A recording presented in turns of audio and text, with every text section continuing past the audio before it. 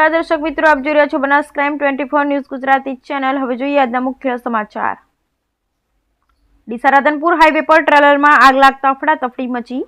Deesa Radhanpur highway પર આવેલા લોરવાડા ગામ પાસે ટ્રેલરમાં અચાનક આગ લાગતા દોડધામ મચી જવા પામી। મુડેઠા ટોલ ટેક્સના કર્મચારીઓ દ્વારા ડીસા ફાયર વિભાગને જાણ કરતા ફાયર ફાઈટરની ટીમ તાત્કાલિક ઘટના સ્થળે પહોંચી આગને કાબૂમાં લીધી। ટ્રેલરમાં લાગેલા આગમાં સદનસીબે મોટી જાનહાનિ ટળી જતા લોકોએ રાહતનો શ્વાસ લીધો।